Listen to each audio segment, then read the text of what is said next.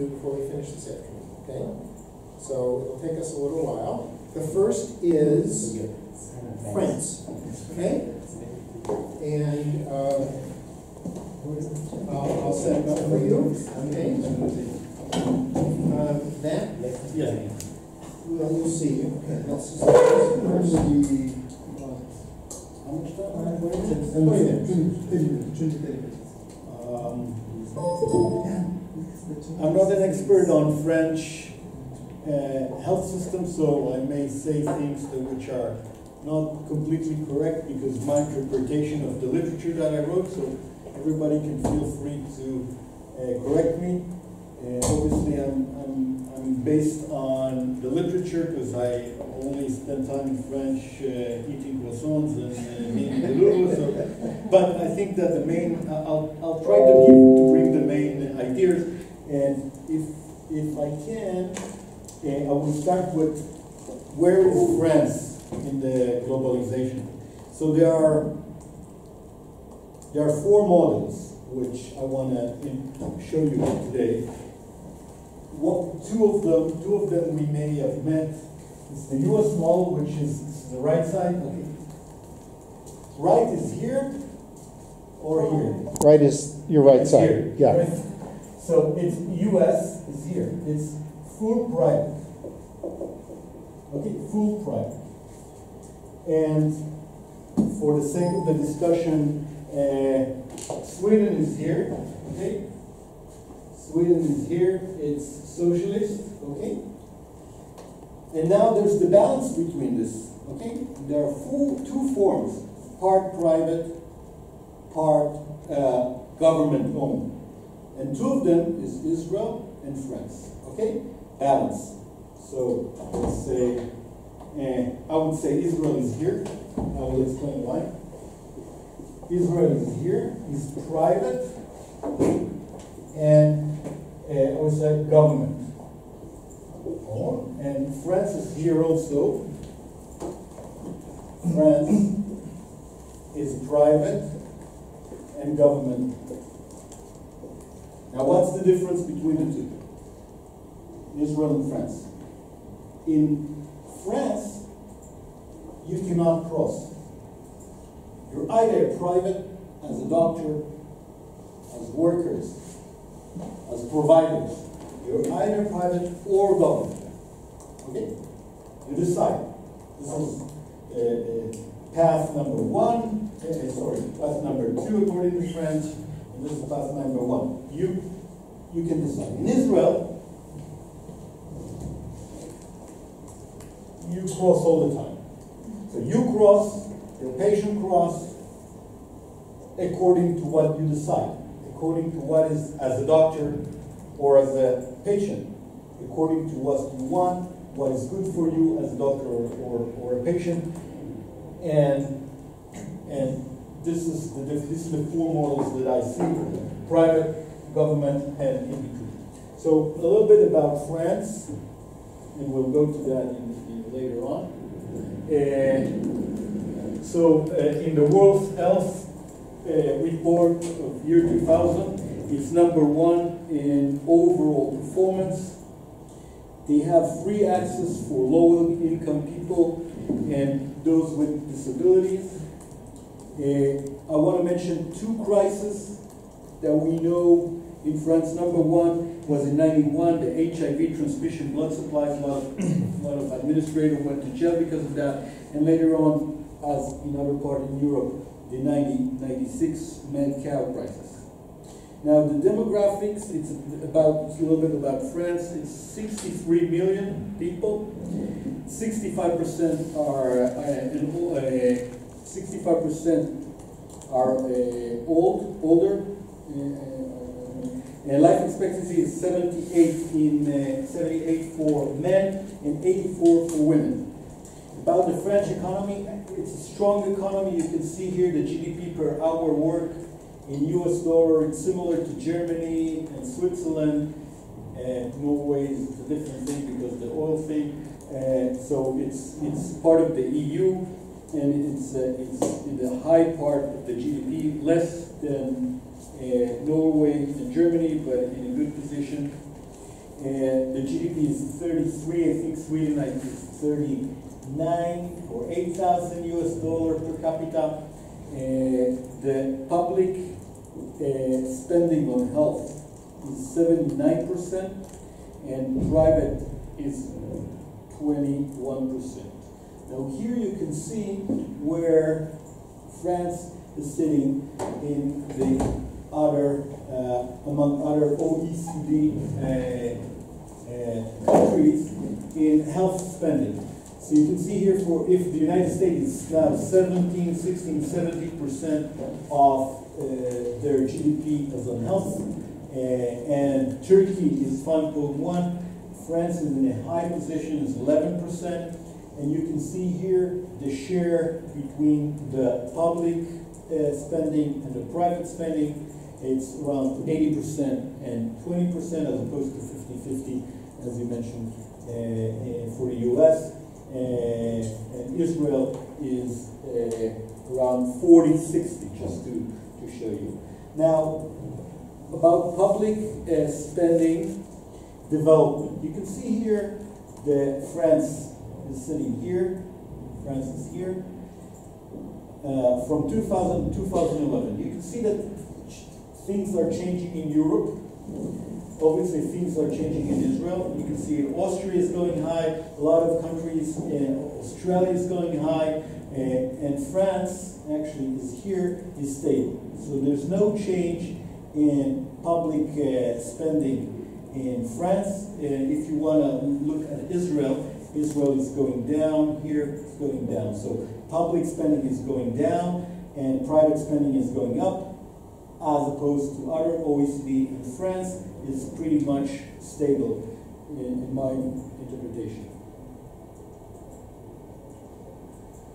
Now here I want to show the confidence of the system in France. You can see here as compared to the US, this is confidence, two measure of confidence. France is in a good position compared to Israel, compared to the US, and it's in a good position,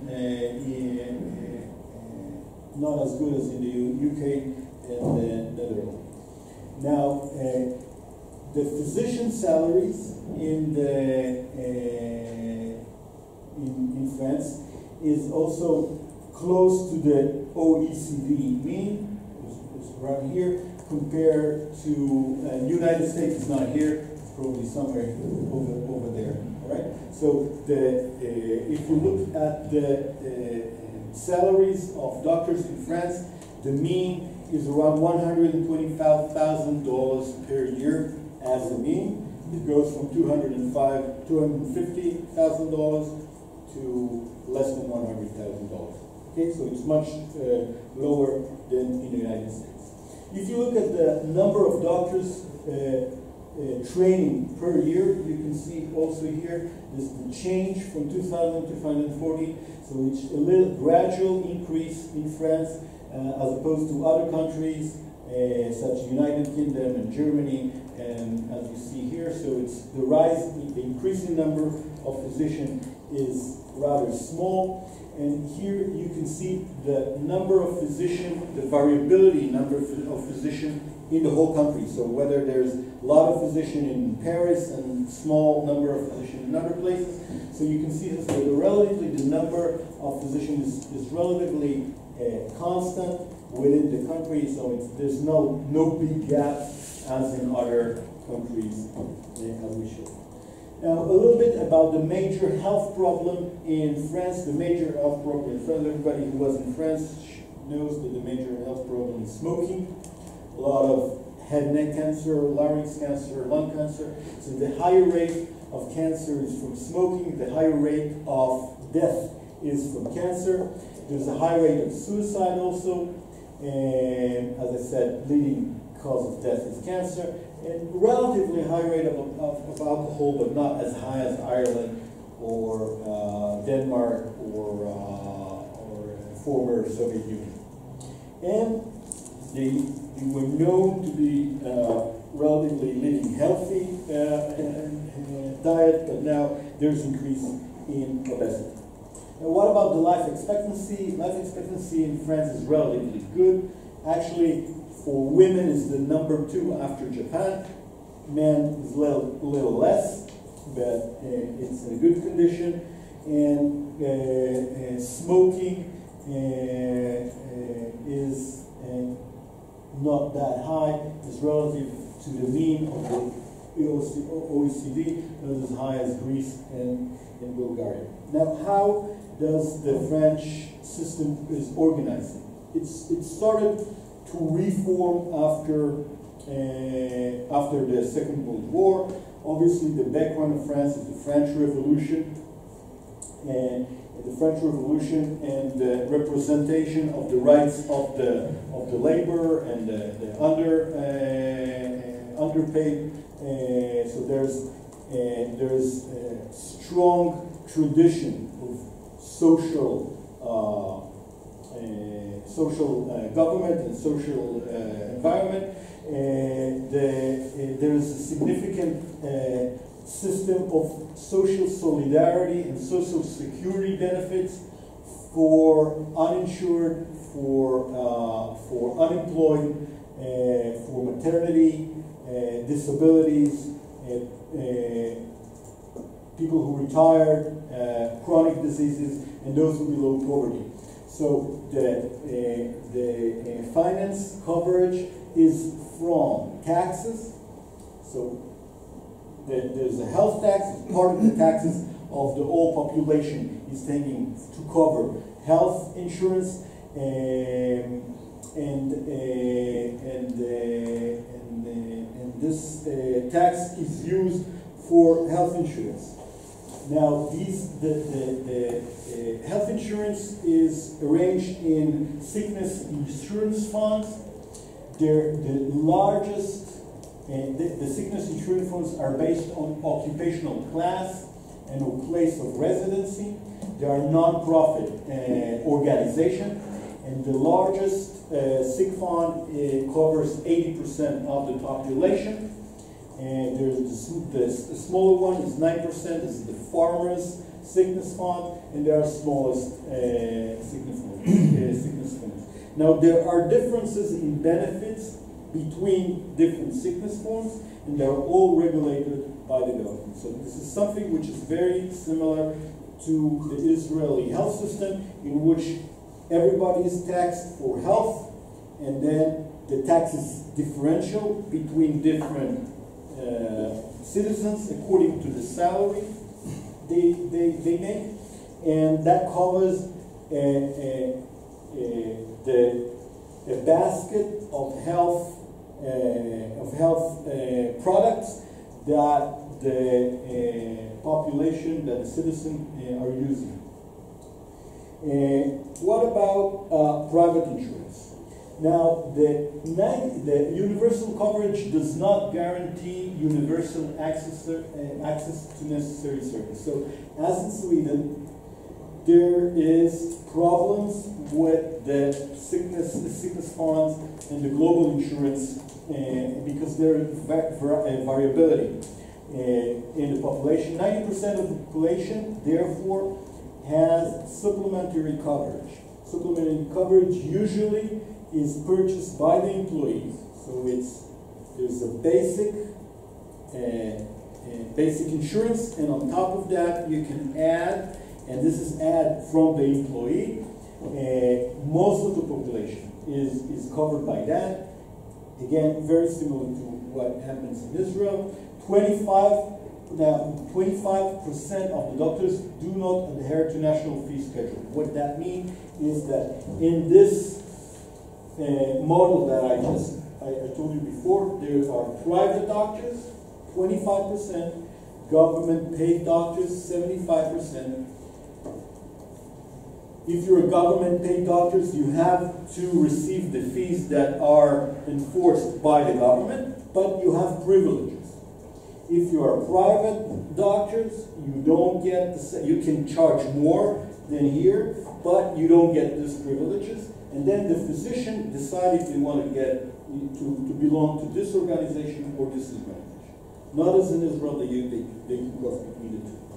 30% of healthcare is covered by private insurance. This is not so high. So you can see that both the basket healthcare system is good, and I will mention how good it is later on.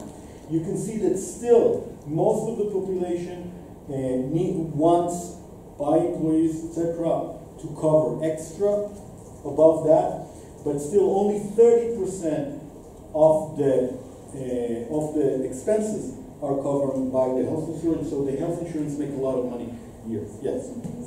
25% of doctors do not adhere to a national fee schedule. Yeah. Is it regulated? Is it legal? The private, yes. So you can. The mean is that if you can, as a doctor, you can be a private doctor or a government doctor. If you're a private doctor, 25% a private doctor, then you can get your own contract with the insurance company, and you can charge more. Mm-hmm. These ones, they cannot charge more. Service delivery. Ambulatory care is provided by private practice doctors who are paid fee for service in the private clinic. So you got, as a doctor, you have your own private clinic, and you get paid for the patients that you see by the government, by the sick funds of the insurance. There are 2,000 clinics for low-income population, so there is an emphasis on low-income population in low-income areas. And public hospitals have legal duty to provide emergency care or cancer care or life-saving procedures. And there's free choice for providers, not like in Sweden. You can choose your own doctor in the government system, in the public system. Financing healthcare funding takes the form of payroll tax. I said that in Dr. Payment, we discussed that, and here you can see the earning of the doctors. As I said, the mean is not that high.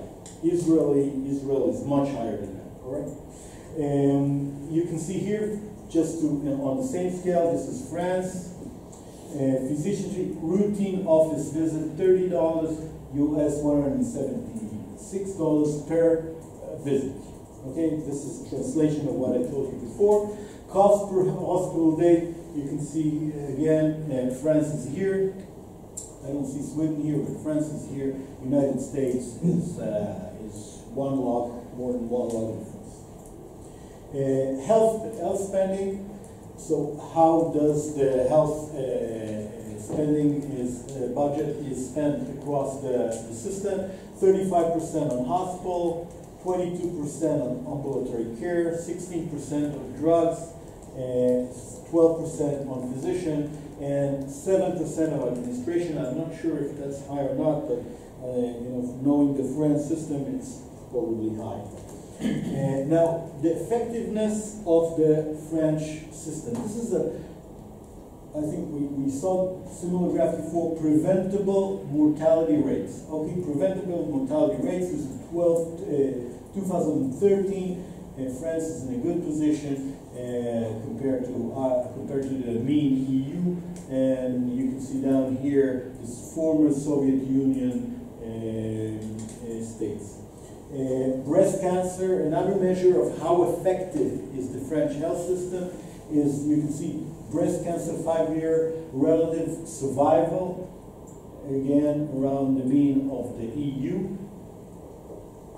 30-day mortality after admission, relatively small, as in close to the EU. This is another measure of efficiency of the system. Overall, okay, now this is, here I want to show you the patterns of activity of doctors in France. One of the ways to look at it is overall volume of antibiotics prescribed, and this is normalized. Okay, this is normalized to population, etc. And you can see here, this is France, relatively high use of antibiotics. Okay, compared to Netherlands, low. United States is very high also. Israel is very high also. This is one way of looking at how you so-called overuse prescription in your. So this is not a good sign for efficiency compared to Netherlands. But There's variability in the health system of different countries, but this is one way of looking at that. Average length of stay, high. Okay, average length of stay, I think Netherlands, again, is very small, is relatively short. This is the mean EU, so high length of stay. So you can see here that the system is not that efficient, and this is why I was quite surprised to see that it's number one. Another measure to look is number of procedures being done. Okay, this is number of tonsillectomies carried out as ambulatory cases. Okay, and you can see here Finland, Sweden, Germany should be very high somewhere here. I don't think it's in this graph. Oh no, Germany is here. Okay, number of tonsillectomy is mean next to the close to the mean of the EU. So there's not a lot of abuse of the system. Sorry. Yes. Sorry for interrupting. Why did you take tonsillitis as the? Just that because the other were there are other measures. Just as an example, because tonsillectomy for children, it's how you say, it's not a stiff treatment. It's not like pancreatic cancer. Yeah, you have it's to not treat. the gold standard for treatment. I know. Right. So it's a gray zone. So it's like ventilation tube. You can do it, but you can watch. You don't have to do that. So this pretty much shows you how relatively unnecessary procedures are done according to the country. So you can see here that France is in a good position as opposed to others. Probably in Sweden they do a lot of unnecessary procedures, and look at how much they increased from 2000 to 71. Probably they paid them much more money to do that, and then they started to do that. So it's a gray zone. So you can do it or not. It's not, for example, as cataract surgery, which you have to do that. Otherwise, the patient will be blind. So you have to do cataract surgery. So there's no decision of the weight or not. Okay. This is another graph that shows the generic use of pharmaceuticals. So you can see here that as in the United Kingdom and Germany, they use a lot of generic drugs. In France, there are more tradition. They use the mostly non-generic drugs. So they're not in a good condition here.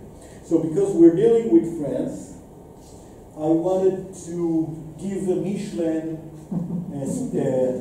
like the stars, all right, Michelin stars, according to cost, performance, equity, I think you call it like this, and excellence. Okay, so everything is good, all right, but you're talking about very good to exceptional.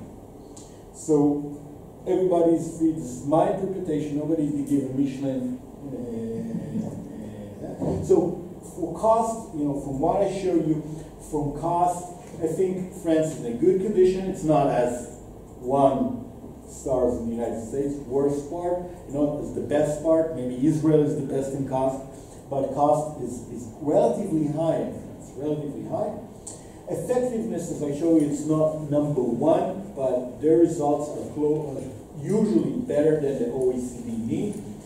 In equity, they deserve the whole 3 stars of Michelin. Okay, because the system gives a good health insurance to all the population.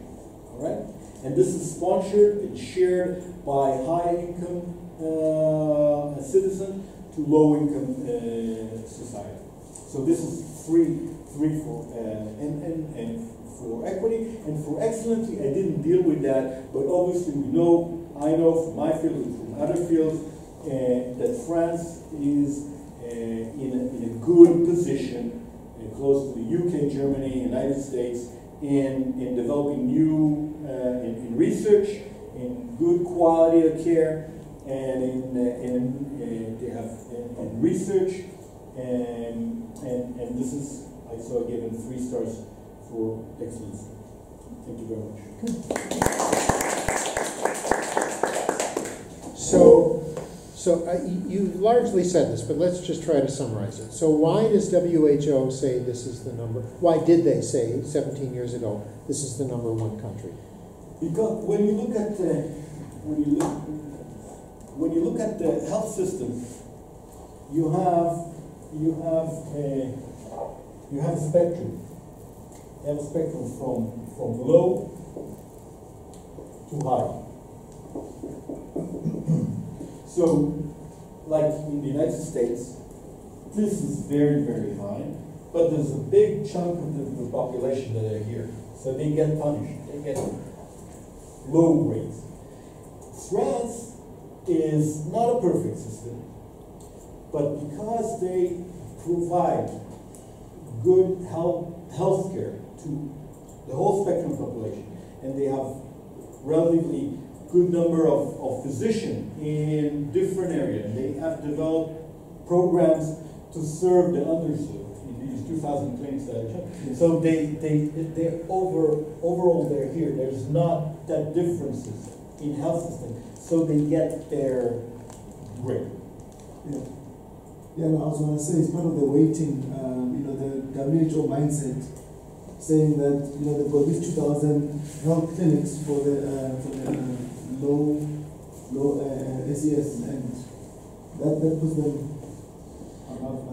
And I think that one thing that is I would say that for the system, the French system, is that there is full division between private and government and public, right? Because when you don't have division between public, you have the same doctors working here and here, you'll have conflict of interest. You have conflict because I work here I get $1, here I get $100 per patient. I will have conflict of interest. I work here and here, and I will serve more here and less here. So this system is built to, like in Israel, to underserve the government as opposed to private.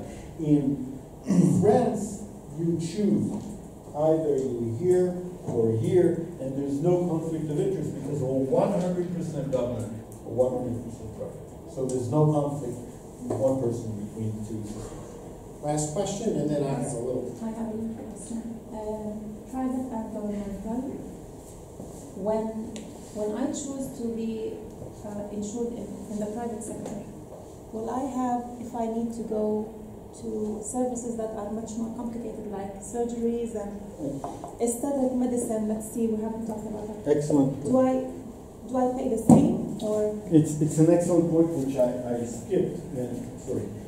Now, France regulates the private as they regulate the government. Israel don't regulate the private. That's why I asked you about the ceiling of. Here, cancer patients have to get cancer care in centers.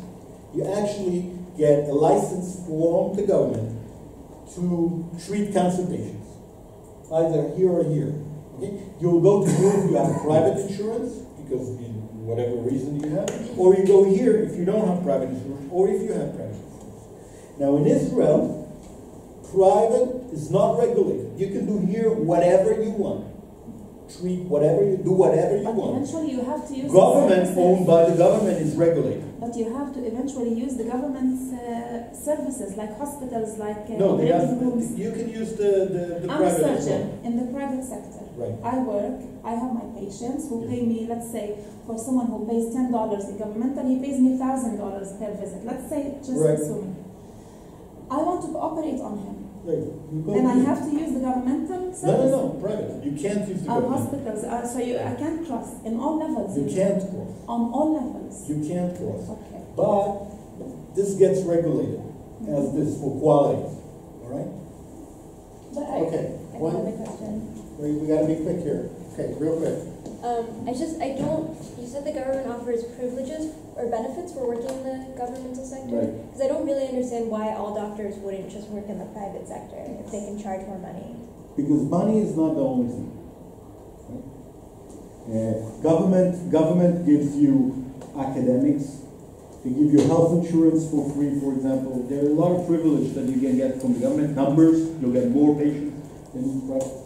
So you do your balance, whatever you decide. And you can go to both weddings at the same time. Okay, so I'm going to make one quick point, and then we're going to go on with our other two presentations.